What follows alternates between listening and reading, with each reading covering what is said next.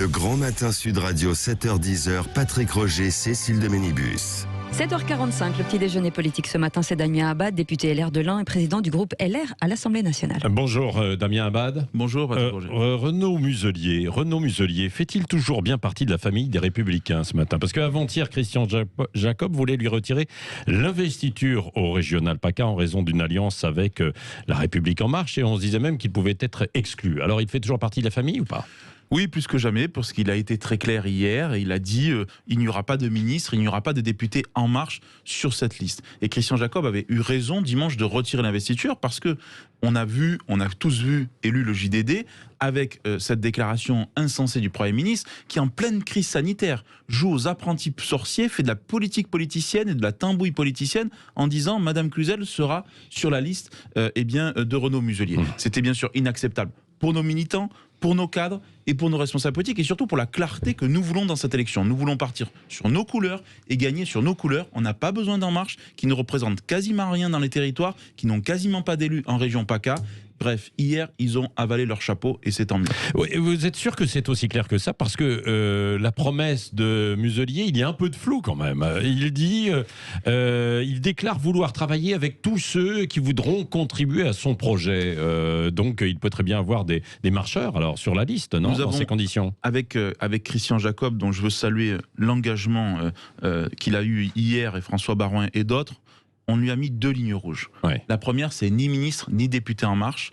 La deuxième, c'est que nos députés, les Républicains, soient bien sur les listes régionales, celles et ceux qui sont candidats. Sur ces 2 points-là, c'était non le matin, c'était oui le soir. Il a accepté, ce qui veut dire très clairement que La République En Marche a été renvoyée dans ces 22, et que donc nous partirons rassemblés autour de Renaud Muselier, parce que c'est un bon président de région, qui a un excellent bilan, qui a fait un travail, qui a pris des maires de terrain. Et ensuite, vous savez, la politique, le premier tour, c'est quoi? C'est de partir sur nos couleurs, dans la clarté. Le deuxième tour, c'est de rassembler pour gagner, et j'espère qu'on gagnera cette région, parce que je ne veux pas qu'elle tombe dans l'escarcelle du Rassemblement national. Je dis simplement que La République En Marche porte une grande responsabilité dans ce risque Rassemblement national et dans ce risque de victoire de M. Mariani. Mais qu'est-ce qui a traversé l'esprit de Renaud Muselier? Qu'est-ce qui s'est passé alors pour qu'il ait, à un moment donné quand même, il a réagi lui-même en disant que pourquoi pas, il pouvait y avoir des alliances? C'est quoi? C'est l'influence localement de certains élus, Christian Estrosi ou d'autres, qui passent déjà des accords? Je ne suis pas dans la tête de Renaud Muselier, mais j'imagine ce que le gouvernement a pu lui dire. Moi, je n'aime pas le chantage. Et quand M. Castex et d'autres sont venus en région PACA pour annoncer des fonds pour le contrat de plan État-région, ça ne peut pas être avec des contreparties politiques. Quand on est Premier ministre de la France, on ne fait pas de contrepartie politique. Donc il y a eu du marchandage, une tentative de marchandage. Je n'en sais rien. C'est ce que vous dites, quoi, non? Ce que je dis simplement aujourd'hui, c'est que moi, je trouve que les choses ont été clarifiées, que désormais Renaud Muselier sera notre candidat, que notre famille politique était rassemblée. On nous avait promis la grande division, on nous avait promis la grande fracture, et on nous avait dit, la vérité c'est quoi? C'est qu'En Marche n'a pas la capacité à faire des listes. C'est un parti qui n'existe pas. Il n'existe pas parce qu'il n'existe qu'à travers le prisme du président de la République. Ils ont voulu jouer aux apprentis sorciers, ils ont eu un effet boomerang. Oui, mais pourquoi tout ce pataquès alors qu'aux dernières municipales, par exemple à Toulouse avec Jean-Luc Moudinque, ou encore à Bordeaux avec Nicolas Florian, finalement il y avait eu des alliances, non, déjà entre les LR et La République En Marche? Parce que les élections régionales, c'est une élection nationale. Et parce que derrière le projet de PACA, il y a une stratégie nationale. Les élections régionales, ce sont des élections nationales? Bien sûr qu'il y a une part nationale, mais bien sûr, personne n'est dupe. Et la réalité, c'est quoi? C'est que ce n'est pas un accord régional, parce que Renaud Muselier n'a aucun intérêt à faire cet accord-là. La vérité, c'est qu'il y avait une stratégie nationale. Et c'est quoi la stratégie nationale? C'est d'atomiser la droite française pour qu'aux élections présidentielles, il n'y ait qu'une seule alternance politique possible, Madame Le Pen ou Monsieur Macron. Nous pensons, nous, que les Français méritent mieux que ça, et que c'est à nous d'incarner une alternance de droite pour bousculer ce duel que les Français ne veulent pas. Oui, bon, alors, il y a des consignes claires et une ligne de conduite maintenant au niveau national. Par exemple, localement, en Bourgogne-Franche-Comté, Gilles Platret voudrait passer une alliance, vous êtes en train de passer une alliance avec Debout la France. Qu'est-ce que vous lui dites? Moi, je le dis très clairement, je suis contre cette alliance et je suis contre tout accord politique avec Debout la France. Parce qu'il faut être clair aussi de ce côté-là. Et je suis de ceux qui pensent que Debout la France est présidé aujourd'hui par M. Dupont-Aignan, qui devait être le Premier ministre de Mme Le Pen si Mme Le Pen était élue en responsabilité. Pour moi, c'est inacceptable. Le combat contre le Rassemblement national doit être total. sans ambiguïté possible. Et donc je l'ai dit, peut-être j'étais un des seuls, mais je le dis très clairement, je ne veux d'alliance ni de près, ni de loin, avec toutes celles et tous ceux qui ont appartenu ou qui appartiennent au Rassemblement national, ou même à Debout la France. Alors bien sûr, ensuite, il peut y avoir ici ou là des gens de Debout la France qui sont d'anciens RPR, mais alors à ce moment-là, moi je leur dis qu'ils rejoignent notre famille politique et qu'ils viennent chez les Républicains. Mais il faut qu'on arrête de faire cette course à l'échalote, soit d'un côté, soit de l'autre. Il faut qu'on soit nous-mêmes. Vous savez, les électeurs, ils en ont ras-le-bol. La vérité, c'est quoi? C'est qu'il y a une crise sanitaire avec des conséquences économiques majeures. Donc la petite politique politicienne, voilà, ça sert à rien. Et en plus, on est en position de force dans les régions. On n'a pas besoin de ça. Bon, mais alors, vous retirez l'investiture LR à Gilles Platré ou pas? Non, mais attendez. Gilles Platré, d'abord, c'est un excellent maire. Ensuite de ça, c'est pas... je l'ai eu et on a échangé ensemble. Alors, il nous a dit très clairement que c'était pas un accord avec des anciens du Rassemblement national, que c'était pas un accord politique, que c'est une discussion qu'il avait... Debout la France, plutôt. Non, mais même avec Debout la France, des discussions qu'il avait avec d'anciens cadres élus locaux qui venaient de Debout la France. Moi, je fais confiance aux élus locaux. Il y a Annie Genevard dans cette région, il y a Guillaume Larrivé. Ce sont des gens quand même qui incarnent cette droite que nous voulons porter, et donc je leur fais confiance. Mais je dis au niveau national, en tout cas, il ne peut pas y avoir de rapprochement avec Debout la France, parce que d'abord c'est un parti qui matin, midi et soir a voulu aussi affaiblir la droite, et en plus de ça, les valeurs de M. Dupont-Aignan ne sont pas les miennes. Oui, mais d'une façon générale, cet épisode, et puis plusieurs depuis quelque temps, montrent que les Républicains sont morcelés, la droite est morcelée, c'est ça, entre une frange plus centriste et puis une plus conservatrice. Quand Éric Ciotti, la semaine dernière, déclare que la seule chose qui différencie finalement LR et le RN, c'est la capacité à gouverner. Ça montre aussi qu'on est attractif. Tout le monde nous veut. On incarne, nous, la droite et les Républicains, et tout le monde veut faire alliance avec nous. Ouais. On veut faire alliance parce que vous n'êtes pas capable peut-être d'avoir le pouvoir. C'est parce que les autres ne sont pas capables d'arriver en responsabilité dans les régions et dans les départements. Mais je le dis aussi, je ne laisserai pas l'idée que certains députés seraient tentés par une aventure Rassemblement national. Je suis président d'un groupe d'une centaine de députés. Je peux vous dire qu'aucun député, aucun, n'est en compromission avec le Rassemblement national.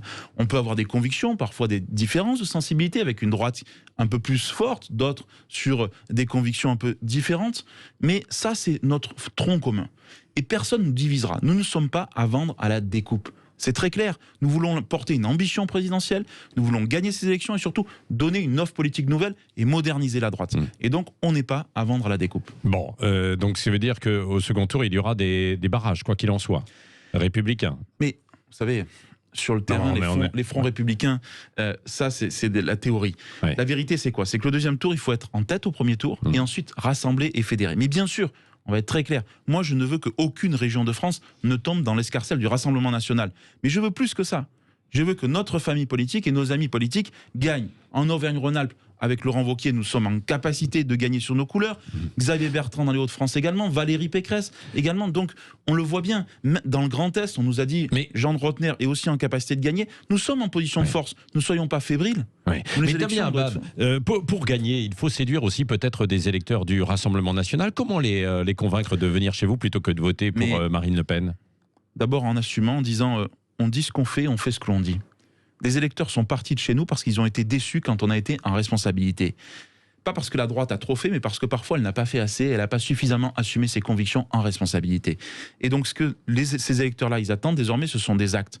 C'est ça qu'il nous faut. Et donc, on convaincra ces électeurs, non pas en courant après le Rassemblement national, mais en étant clair sur notre projet, sur nos convictions, et surtout en transformant nos paroles en actes, en passant aux travaux pratiques. C'est ça, aujourd'hui, l'enjeu. Oui.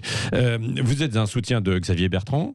Il est officiellement candidat au régional, à la présidentielle aussi, mais il refuse toujours le principe de primaire. Ça ne pose pas toujours quand même un problème pour ce parti républicain là, qui est traversé par des fractures? Non, parce que je pense que on a besoin de se rassembler autour d'un homme ou d'une femme qui puisse nous faire gagner cette élection présidentielle. L'élection présidentielle, c'est pas un concours de beauté.